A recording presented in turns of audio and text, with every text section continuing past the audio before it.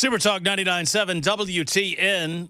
Matt Murphy and you, thank you for being around with us, whatever time you're able to give. We're certainly appreciative. We're getting into what might be the last word on the Jeffrey Epstein story because I don't think we're going anywhere in terms of investigations, despite the fact that Ghislaine Maxwell, apparently, according to the Daily Mail, she has agreed to testify in front of Congress, and no deal was offered her regarding her testimony against other people. We'll share some of that with you coming up in just a couple of minutes. Super Talk 99.7 WTN can be found on a variety of platforms, of course, Talk TV, YouTube, Facebook, Twitter, Twitch, Rumble. Hello and welcome. We are also on iHeart, Spotify, TuneIn, and a variety of other platforms, including our own app. Super Talk's app is found at Super Talk 99.7 WTN. You can take us wherever you go, and we're certainly appreciative of all of that. You can communicate with the program via phone, and I've been remiss on the phone lines today because there's so much to get to, but obviously I cherish you on the phone lines, and we'll get to you momentarily, but also on the Super Text line, Ethan writes in and says, this is a little distracting. And he sent a photo to accompany his text. And the distraction, it appears to be in his car at 6:02 in the evening, and he has shown me the screen on his car where it shows the radio station that he's listening to. And it says FM 99.7 WWTN HD, and then under that it says WTN News with Ken Weaver. And then right beside that is a photograph of Ken Weaver. Did you know this? I didn't know this. I didn't know this either. Apparently in the fancy new automobiles that receive that RFD signal or whatever it is, they're now getting photographs of us. Lord. Am I wearing a shirt? You are. Some sort of purple number, it looks like. It's your face. It might be something of, let me get a little close-up. Oh, no, you looking good, Ken Weaver. You got like a little purple shirt on, purpley shirt on. Really? Your beard's a little shorter than it is today, so and you are skinnier than in this photo, although you are fetching. Quite fetching in this photo, I must say. And I asked the question whether or not it shows my ugly mug when I'm talking, and I have yet to get a response. So that's quite something. What if it just switched back and forth between all three of us? I don't think you've made it to the car yet, Jackson, but we're working on it. We're working on it. We got to get back to break the screen. I'm also working on this tally, and I'm here to tell you, Jackson, you've lost.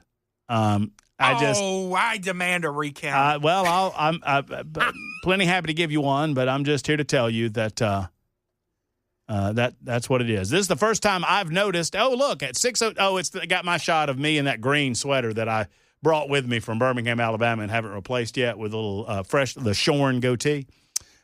So apparently you can see our ugly mugs in your car now, which is interesting. I'm getting a bunch of them now. Did you count my phone vote that I told you about? Yes, Jackson, I counted your phone vote. I counted Billy, who didn't even say your name. Billy just said naked freezer guy. I'll go by that. You received that vote as well. I still want to know what kind of deep freezer this was. Because the only deep freezer I know of weighs about 1,000 pounds. Well, I mean, they have those smaller versions that you can buy at like the Sam's Club or the big box store that are they call them chest freezers, but they're smaller size. Okay. My grandma had one of those Mac Daddies on the back porch. Well, that's all I'm thinking of. That's the only thing that comes to my mind. They do have the smaller versions of those where you can keep ice cream and whatnot in them. I was going to say, what was this fella's name? Bruce Banner? I don't know. And he gets mad? New Superman movie came out. Oh, yeah. Ken is NM proud. New Mexico proud? I don't know. I guess you were in Albuquerque for a minute. I was there. I loved Albuquerque. Oh, yeah. I like New Mexico except for Albuquerque. Yeah, well. I mean, I'm just saying. You don't like blue cities. Well, no. Santa Fe's nice. And Santa Fe's blue. Albuquerque's nice. I don't know if someone told me I've never been to New Mexico, because E's people are from out there, right? If somebody said, Ken, I've never been to New Mexico and I want to go, I would tell them to go to Santa Fe. Well, yeah. Or Taos. I mean, Santa Fe is a real nice place. Taos, real nice. Yeah. Albuquerque is good until it's not.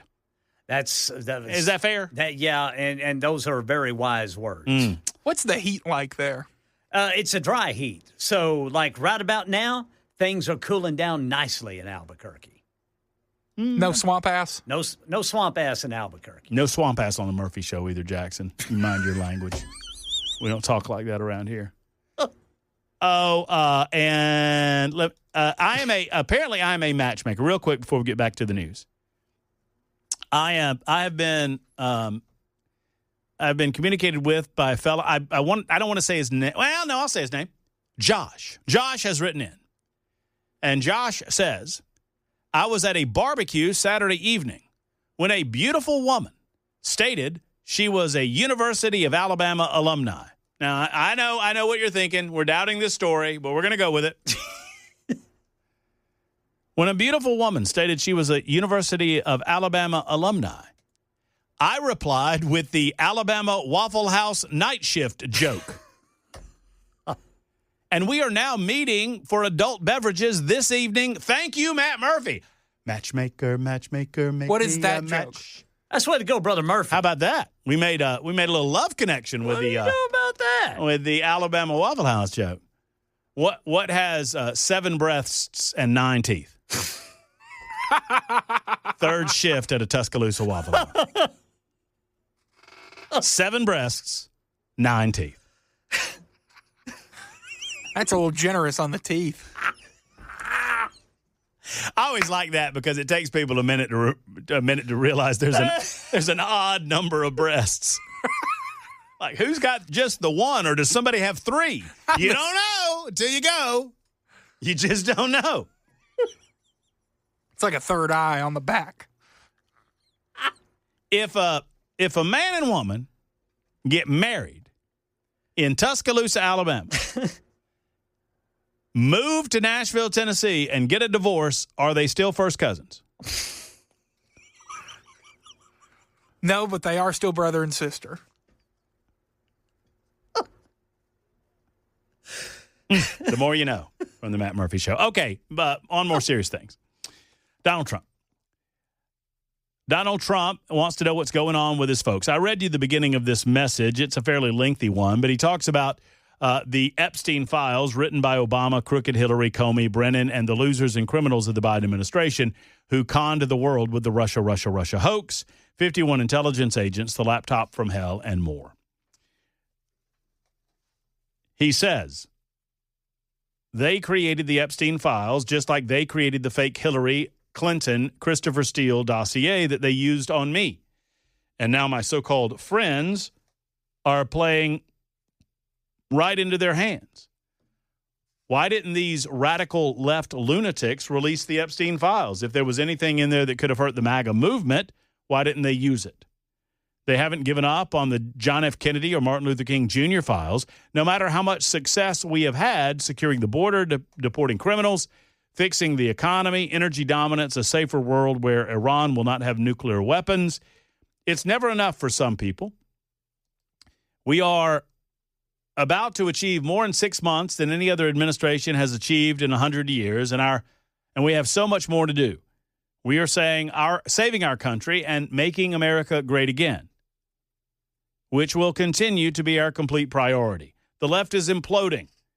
Kash Patel and the FBI must be focused on investigating voter fraud, political corruption, Act Blue, the rigged and stolen election of 2020, and arresting thugs and criminals instead of spending month after month looking at nothing but the same old radical left-inspired documents on Jeffrey Epstein. Let Pam Bondi do her job. She's great. The 2020 election was rigged, stolen. They tried to do the same thing in 24. That's what she's looking into as AG and much more. 1 year ago, our country was dead. Now it's the hottest country anywhere in the world. Let's keep it that way and not waste time and energy on Jeffrey Epstein, somebody that nobody cares about. Thank you for your attention to this matter. I asked the question over the weekend if that puts the issue to bed for you, if that makes you feel better about it, and if you feel compelled to leave the issue alone as a result of what Donald Trump had to say. I understand, this is my response, I understand that President Trump desires to move on from the Epstein story. I understand that it is even perhaps best to advance his agenda to move on from the Epstein story. And if he is looking to advance that agenda as swiftly as possible, as directly as possible, I get it. I understand further that he sees this issue as a distraction toward those goals. He is focused forward, not backward. He has a narrow field of vision in terms of what he is ready to accomplish, and he understands that he has a limited time and able to do it, in order to do it. What I cannot, however, stay silent on is the issue of full transparency, particularly transparency in the intelligence sectors of the federal government, specifically the NSA, the CIA, and the FBI. And I don't think I have to remind any of you that that was a campaign promise too. So while I might understand the desire on the part of Donald Trump to move forward from it or to move on from it, while I might understand that he does not see any political benefit in belaboring the information or belaboring the subject, I also would suggest that this is very much on our minds because of the people that Donald Trump put in place in these institutions of great power. For I have no trust in these institutions. And in order to regain my trust, I need to see a level of transparency that I've yet to see. I have always thought, and I've always been really clear with you on this subject, that I believe more has been made of what is actually in the Epstein files than is actually there. I've never believed that there was a list per se. I do not believe that some of the names that we've heard floated around are actually guilty of some of the wild and rampant speculation that we've heard about those subjects, and I've heard them all. I've heard them all.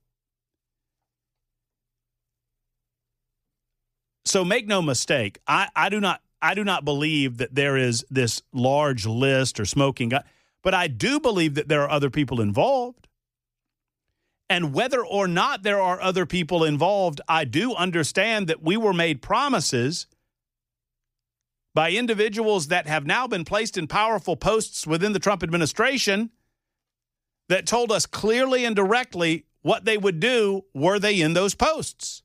People like Kash Patel, people like Dan Bongino, and yes, people like Pam Bondi. So, look, if there's nothing there, hold a press conference. If what information we believe is contained in this file, quote unquote, this evidence that was gathered to prosecute Jeffrey Epstein and ultimately Ghislaine Maxwell, hold a press conference and tell us that there's no there. But that does not excuse, in my opinion, even as it is Donald Trump, and even as I respect him, and more on that in a second, even if it has been overstated, and even if it's time to move on, that does not excuse how we, the people, have been jerked around about this. Why the dog and pony show in February? Why the dog and pony show with Pam Bondi telling us that the files are on her desk and they had to send a U-Haul truck to the Southern District of New York to get them? Why the dog and pony show with the binders that said the Epstein files phase 1? Why did you take all of these young, quote-unquote, influencers from social media and dump them at the White House and have a photo op with them where they're holding up the binders and the Epstein files, and they got commemorative hats for their visit to the White House? In the meantime, we're talking about child rape here, but whatever. Why all of that? If this was the play all along to say there's nothing to see here and you don't get to see anything else, then why did you not just make this play in February and move on? Now, some are suggesting to me, and I think this attitude is understandable, they want to give Donald Trump and Bongino and Patel the ultimate benefit of the doubt, they're suggesting, well, Matt, the Biden administration destroyed all of this. Well, if the Biden administration destroyed all of it, don't you think Donald Trump would tell us that? There would be a paper trail of destruction if that were the case.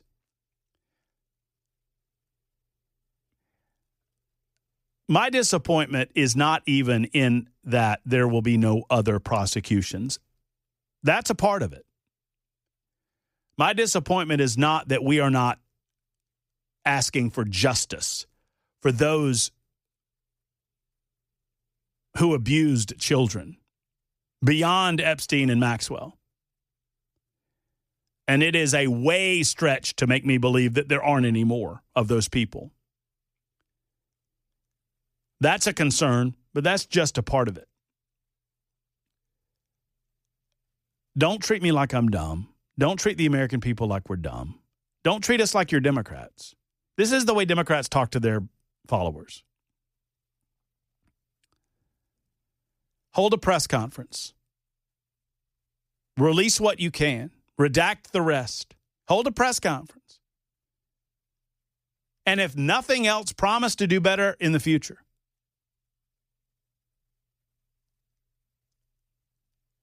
I expect that Donald Trump and his team will move on from all of this. And I expect that most of Trump's supporters, myself included, will move on along with him. I will, I suppose. What option do I have?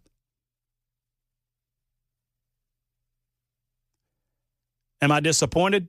Yeah. But what option do we have? And that's the last word from me on Jeffrey Epstein. Your say, Mike and Thomas, will get to you. It's 24 after the hour. On the way, moments from now, Super Talk 99.7 WTN. Once again, I don't talk about this to belabor the point, only to say that I'm not going to forget. It's about justice and transparency in that order. Or, I mean, if you want to flip them, that's fine. Promises made, promises kept. It is all about the justice involved in this situation. And sadly, I don't believe that there will be justice to be had for some of the victims. I do not believe that some of the perpetrators will be held to account.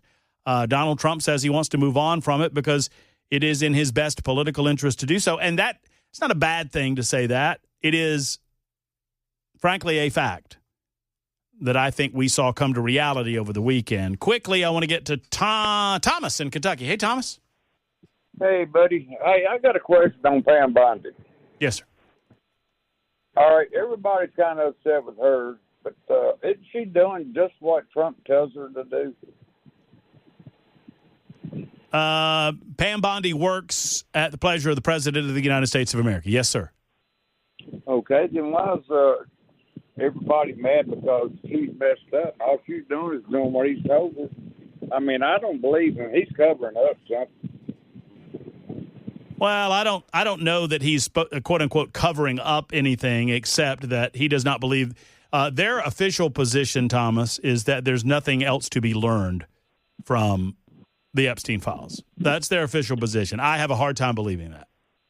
I do too, but I don't think Pam Bondi. I think she's just doing what she's told to do. Well, Pam Bondi certainly works for the pleasure of the President of the United States of America. About that, there is no doubt. Thomas, sorry to run, but I got to get to the news. Before I do, 5644 says, Murphy, bleep Epstein stuff. Slime deserves no time. Slime loves slime. Love, waste not my ear. You are not mighty judge. Go on. Fall in toilet, quit putting bleep in my ear. I'm just reading it as written. More solid news, but you like slime ratings, that imp? Ship going down.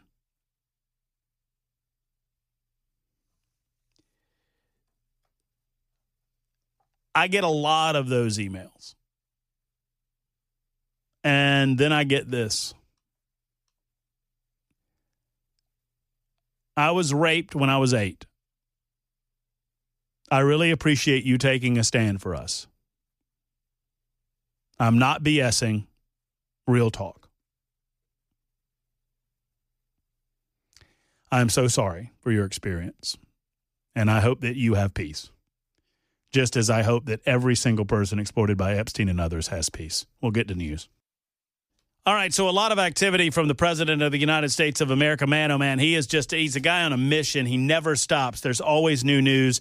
There's always new information. We're going to cover some of that, which we have not gotten to just yet, in just a moment on the Trump front. But before we do, Joe Biden back in the news as the New York Times, of all organizations, is now reporting on what we know as the AutoPen scandal.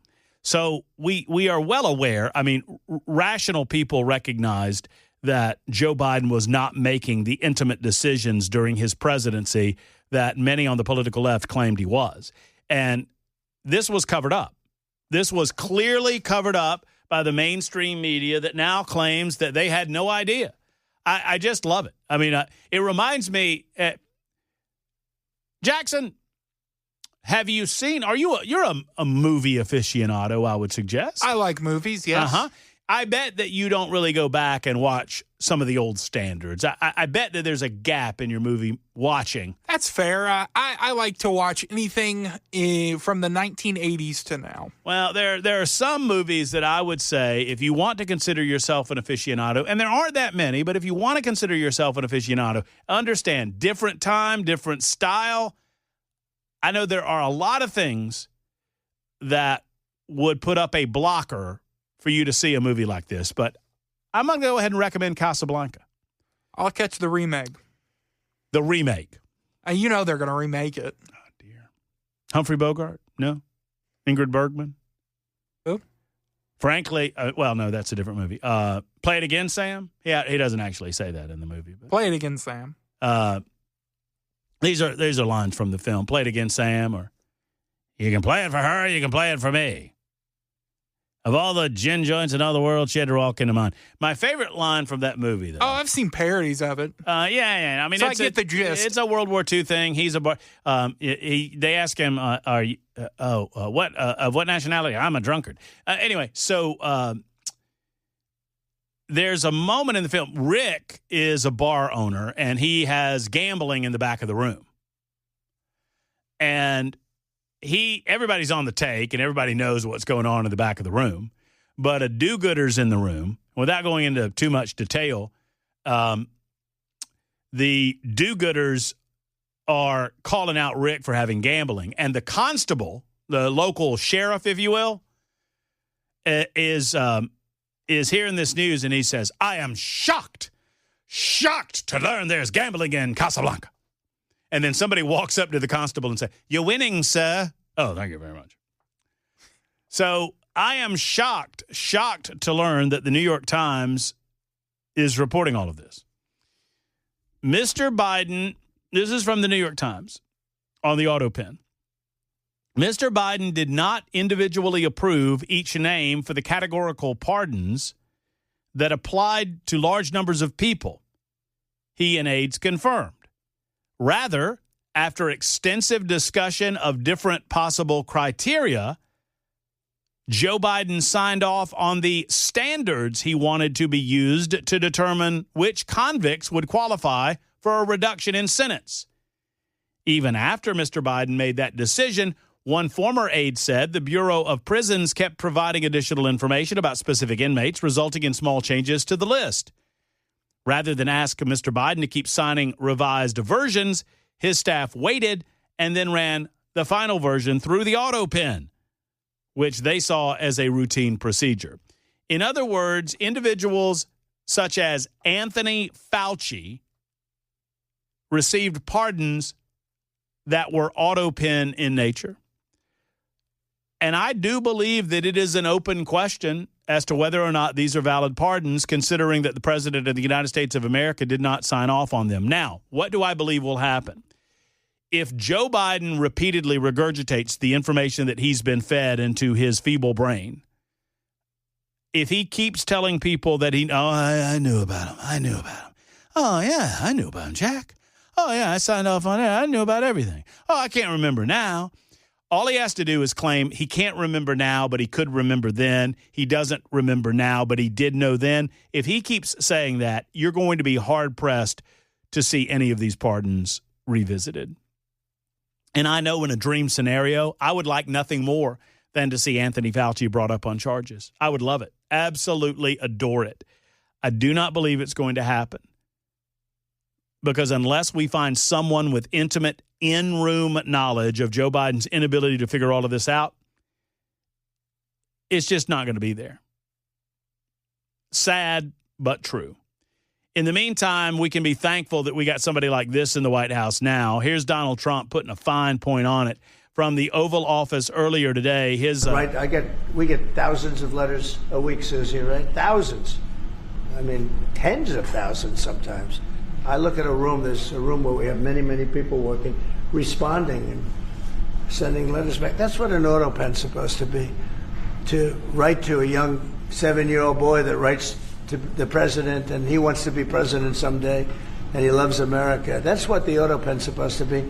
It's not supposed to be for signing major legislation and all of the things. No, the auto pen, and I doubt he knew. I doubt they even spoke to him about it. I think they had, it's called a freewheeling auto pen. Like, Biden was never for open borders. Biden was never for transgender for everyone. So I don't think I think the radical left people that took over the White House, and if I didn't win, our country was finished.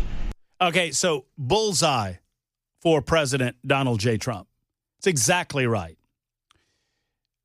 There was never a design authorizing the auto pen that would suggest that this should be for some sort of major legislation that, unbeknownst to the President of the United States, was signed in his name. There was never a suggestion when the auto pen was authorized that it ought to be for things like pardons. Donald Trump nails it.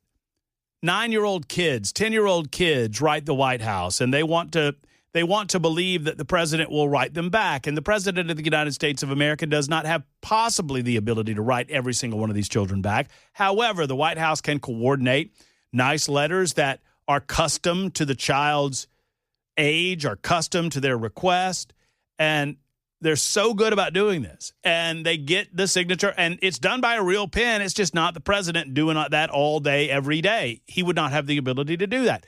That's what the auto pen is for. The auto pen is not to sign the big, beautiful bill into law. The auto pen is not to sign a pardon for your son, although he didn't. You notice this? Joe Biden signed the Hunter Biden pardon. He actually put pen to paper and signed that one. He did not sign a bunch of these others, but he signed that one, which I find to be hilarious in a way. He was smart enough to know to do that. So if Joe testifies about the pardon, right, there are many that want to believe that Anthony Fauci, as an example, I would like nothing more than Anthony Fauci to be put in jail.